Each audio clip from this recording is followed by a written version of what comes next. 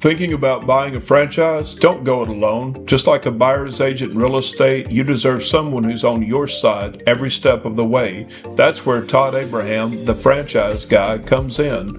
Todd's consulting services are completely free to anyone looking to buy a franchise. He'll represent your interest, make sure all your questions are answered, and walk you through the entire buying process. With Todd in your corner, you'll have the best chance for success from your first call to the day you hold the keys to your new business. So before you buy a franchise, talk to someone who knows the industry inside and out and works for you. Call Todd Abraham, the franchise guy, today at 423-381-0925 for a free, no-pressure consultation. That's 423-381-0925. Your future in franchising starts here. Good afternoon. Welcome to the Franchise Marketing Systems Client Spotlight Podcast. My name is Todd Abraham on franchiseradio.net, and today we have a flavorful, colorful podcast guest with us. His name is Greg, and his business is the Jackson Popcorn Depot. And their website, in case you're curious, is jacksonpopcorn.com. And you should definitely go check it out because it's very colorful, beautiful website, and definitely kind of brings a bit of nostalgia back for those of us who grew up going to carnivals and fairs where you get those red and white striped popcorn bags, movie theaters. Greg, without any further ado, brother, welcome to the show. Oh, thank you. I appreciate it. Yes, sir. So Greg was telling me right before we started recording that his weather is about 10 to 15 degrees cooler than mine, so that made me a little bit jealous. But yeah, beautiful here today. Yes, sir. I personally am looking forward to fall. That's my favorite time of year because you still get the warm days, but without all that humidity that we get here in the Southeast. So, Greg, tell us a little bit about yourself and what inspired you to start the Jackson Popcorn Depot. Well, I'm a family man. I got a wife and two kids. My daughter is 23, son is 25.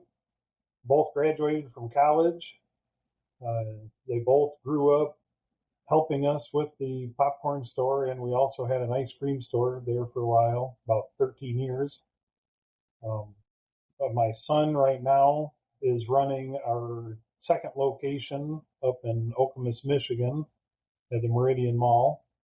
And my daughter got her master's degree, and she is a marketing manager for a large mall in Grand Rapids, Michigan.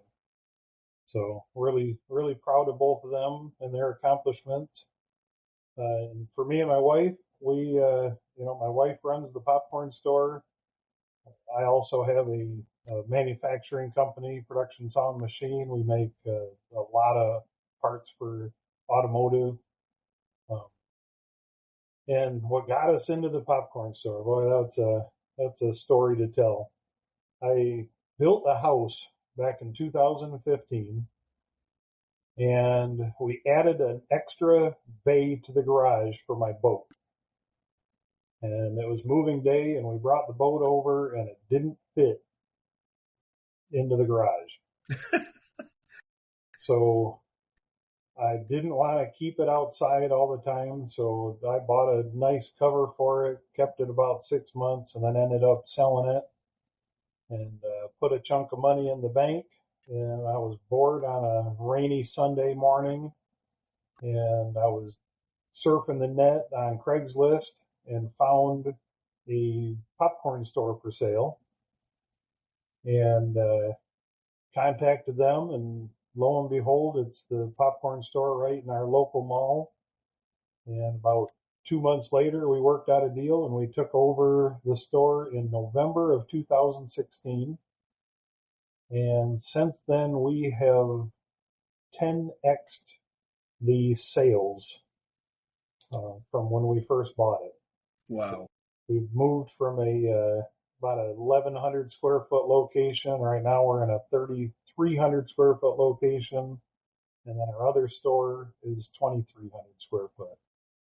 That is awesome. So has it always been called the Jackson Popcorn Depot? Nope, it was actually the last name of the people that we bought it from. It was Devon's Gourmet Popcorn, and part of the purchase is we had to change the name, and that took us about a month to figure out a name, and we finally decided on Jackson Popcorn Depot. So, Greg, how do you pronounce your last name? Van Kelberg. Van Kelberg. So I think that was definitely a very wise marketing decision not to go with Van Kelberg popcorn. It'd be a tough one. Especially since Jackson is one of the most popular names in the country and Yep, definitely the easiest to spell. yep. So, Greg, as like I said, looking at the website, jacksonpopcorn.com, anybody, whether you like popcorn or not, it's worth going to take a look at because it's very colorful. How many different flavors of popcorn do you offer? We have at all times over 50 flavors of popcorn. Wow. And then there's hundreds of combinations. And how many different colors? Do you know that off the top of your head? Out there, every color of the rainbow plus. Many different shades of every color of the rainbow.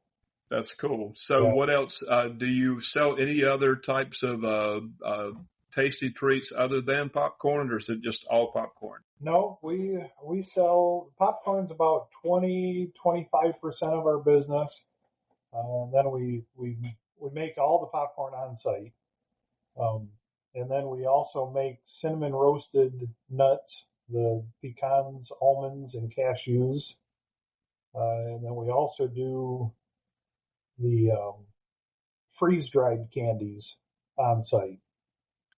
And that's a big fad right now. We're doing hundreds of pounds of freeze dried candy a week right now. That's very cool. I bet the dentist office love you guys. They absolutely love us.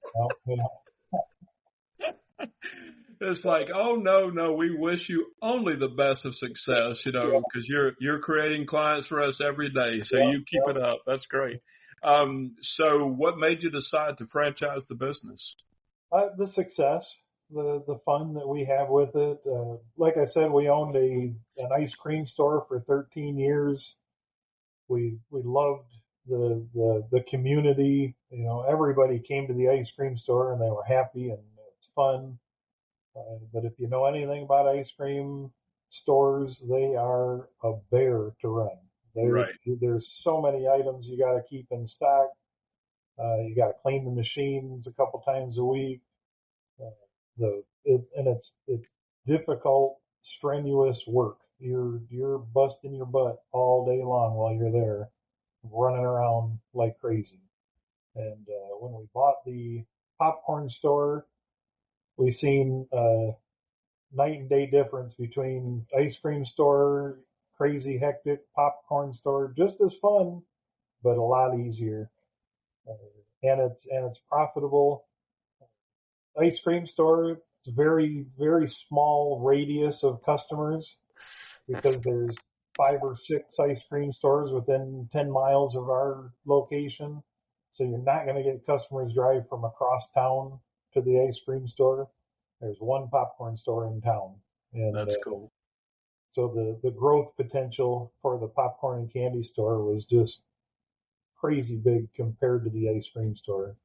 That's very good. So the town that you live in, where the popcorn store is your original location, and what is the ballpark population of that one?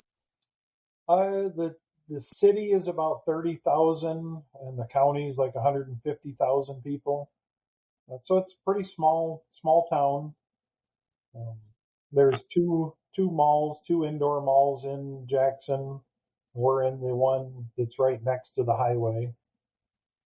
Yeah, I'm just thinking off the top of my head, is it like popcorn, the products you sell, considerably less expensive than ice cream? Was that a true statement, or?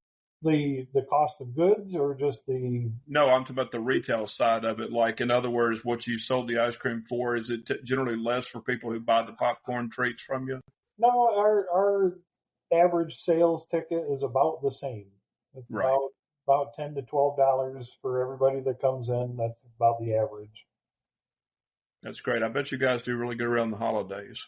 We do. It's funny you mention that because we took over the business in November of 2016, and they warned us that December is, of course, the crazy time.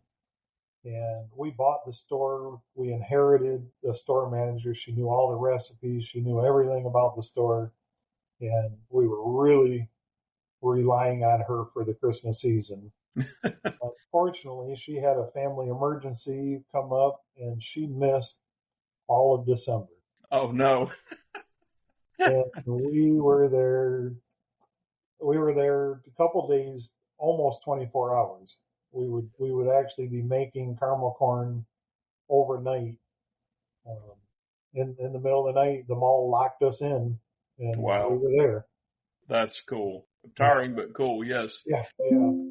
So now when somebody buys a franchise with you, as far as the website goes, will they get their own version of the website? Will they be added to yours? How will that work? I think we would do their own version of the website and make up zones for ordering and shipping. That Yeah, sounds good. yeah. So how long have you guys legally been a franchise? I just under a year right now. That's awesome. So what is your vision for the Jackson Popcorn Depot franchise? Would you like to see in say the first year? How many franchises would you love to sell? Well, we'd love to get our first one sold. Right. It's been kind of this economy that we're in right now, and it's pretty tight. Um, but I would like to see, a couple the first year and then a couple more the second year. I don't want to get crazy with it Right. because I don't want the quality and the attention to detail that we have to lack at all. It's very Well, important to us. I can say for the people that are listening to this that they can't see us, but I do think that Greg's got some pretty ambitious plans because he's got a money counter like you'd see at a bank right behind him. So, and we were kidding around because he's got these deer antlers that are sitting next to the money counter, and he goes, "Well, I should probably move those." Move those, and I said, "Well, no." I said, "Nobody will be able to see us when they listen to the podcast." I said, "But you might want to leave them there just in case you get a freak burglar tries to kick the door in. You have something to defend yourself with." Yeah. So tell us about the franchise fee, and then like what is the minimum investment? Is there a range on that, or? Yeah, the franchise fee is $30,000, and the minimum investment is around 100,000. It just depends on the build out of your location. Equipment and stuff like that isn't crazy expensive. Um, you'd have about $75,000 into equipment to start up the franchise, and then everything else is the build out of the store. And so when someone signs up as a franchisee, will they come to your location to do the training? Will you teach them how to do the different popcorns, or how will that work? Yes. Yep. They would come to our store. I think we got figured in there a week of training in store.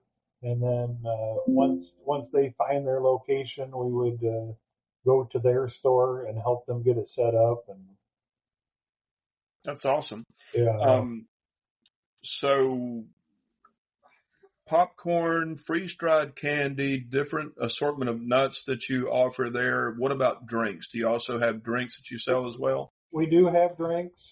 We have the normal 20-ounce soda pops, and then we have a bunch of different nostalgic drinks, the old time root beers and that kind of fun stuff.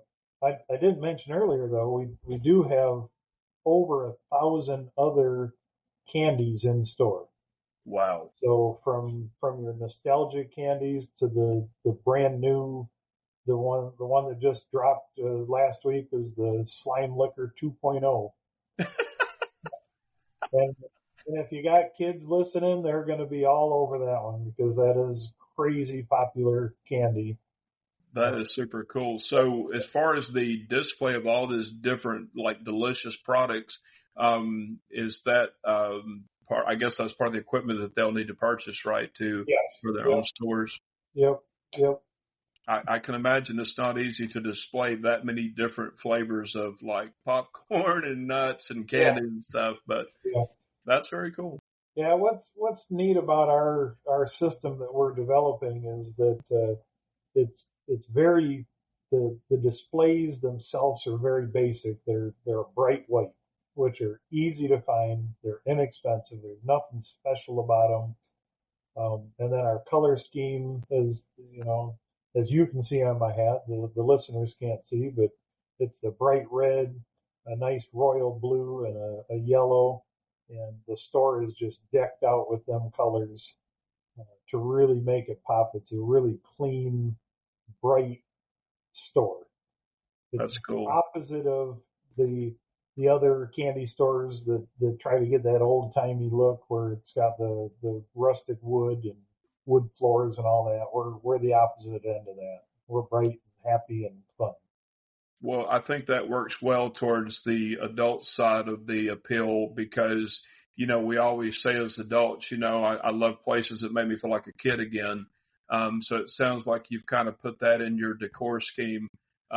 There is, I don't know the name of it, but there's a candy store in Gatlinburg, Tennessee, and it's just like that. You go in, it's very colorful, and they've got these clear tubes, for lack of a better word, that go all the way to the ceiling, and it's just very colorful and just Yep. candy everywhere. And I mean, I love it. I mean, it just makes me feel like a kid again. That's what it sounds like your stores are like. Yep. Now let's talk about locations. Do you recommend, is the mall a better location to open one of these, or does it matter? Or We think the mall is a good location because we're selling by smell. When you walk into either one of the malls, you can follow your nose to our store with the smell of the popcorn, the smell of the caramel corn cooking, the nuts. It's a very fragrant store. A good fragrance, of course. right, right. Well, that Yeah, sounds awesome. we think the mall would be a good setting as long as it's a good functioning mall. They're on the decline.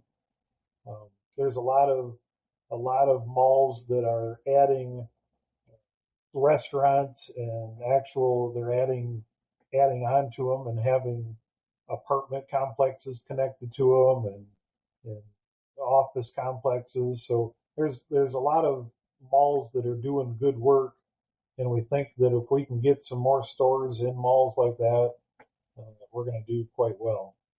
Well, I live in Southeast Tennessee in a little town called Athens. We're dead center between Knoxville and Chattanooga.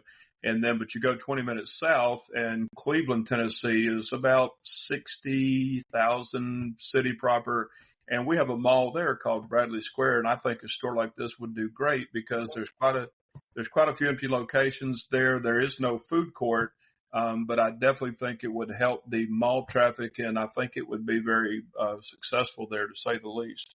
Yeah, yeah, yeah. The mall that we're in right now is not anything special. I mean, Yep. there's a whole wing that's empty, and our sales are very good, very Yeah, good. they've added, in fact, they've gotten creative. They've added like huge gaming facilities, where stores used to be, Yep, to keep this mall vibrant. But I definitely think that your type of franchise would do really good there. yep. Um, so, the franchisee signs on board, they get open, they get started. What kind of I know we can't talk actual numbers, wouldn't want to, but what kind of a turnaround would they see on their investment as far as their revenue goes? Can we give any idea about how that might work? I Yeah, I don't know. I don't know how much we can get into to numbers and stuff, but your sales will 3 times to 5 times your investment your first year, we believe. Right, That's right. what we did in our store at the new Meridian Mall up there in Okemos, Michigan. Um, so yeah, and the sales are growing. That's awesome. And again, just for those of you listening, that is just an estimate, Yep. because from a franchisee standpoint, we always know that one of the primary questions is, how quickly can I start generating revenue and what kind of at least ballpark revenue can I expect? So, that's very good. That's better than what I thought that it might be. Yep. So once they get open and they're full swing in force, what kind of support?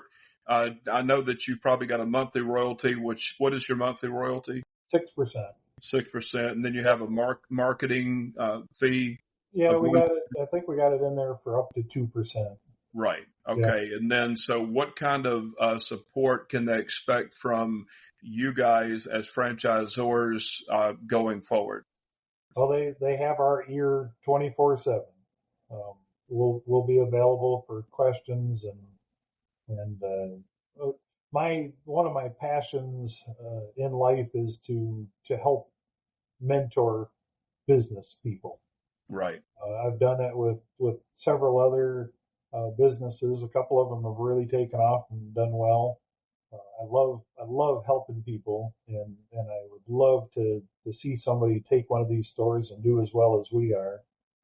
So my 30 years experience in running businesses and dealing with employees and taxes and all that fun stuff is at their beck and call.